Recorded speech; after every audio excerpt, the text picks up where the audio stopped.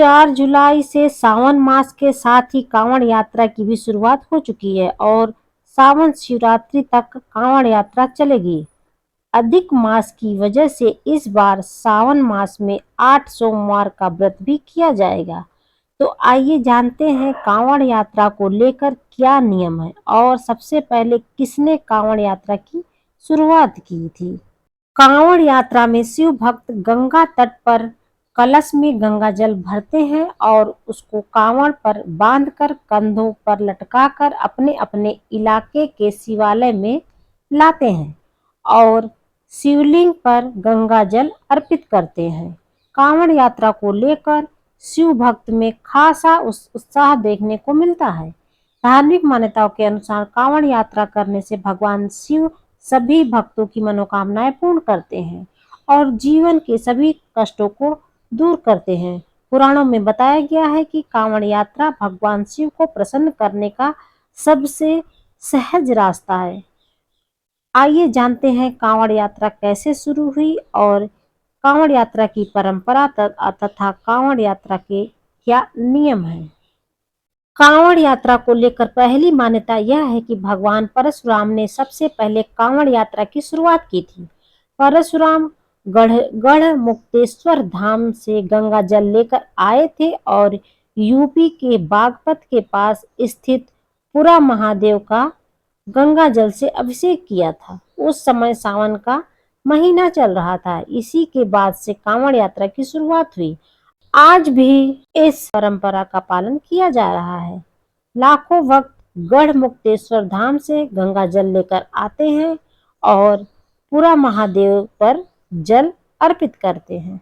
दूसरी मान्यता के अनुसार रामायण में इस बात का उल्लेख मिलता है कि भगवान राम पहले कांवड़िया थे। उन्होंने बिहार के सुल्तानगंज से गंगा जल भरकर देवघर स्थित बैद्यनाथ ज्योतिर्लिंग का अभिषेक किया था। उस समय सावन का महीना चल रहा था।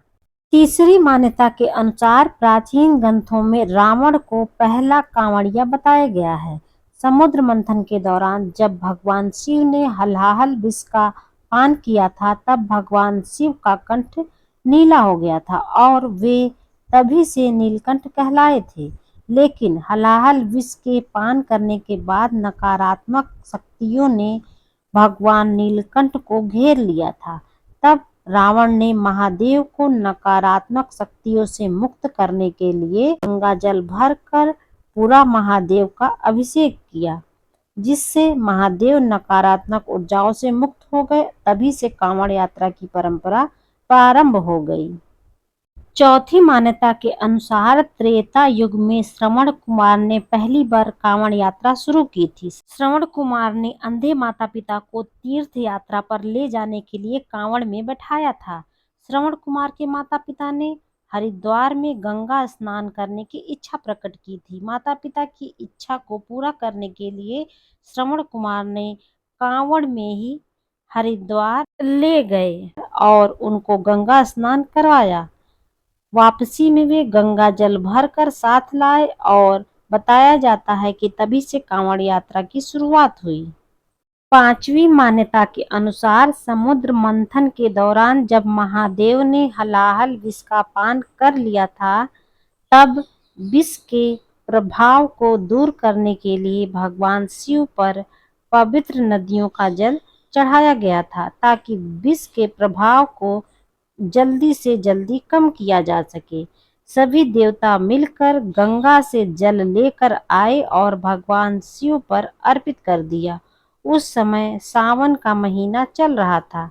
मान्यता है कि तभी से कांवड़ की यात्रा की शुरुआत हो गई थी।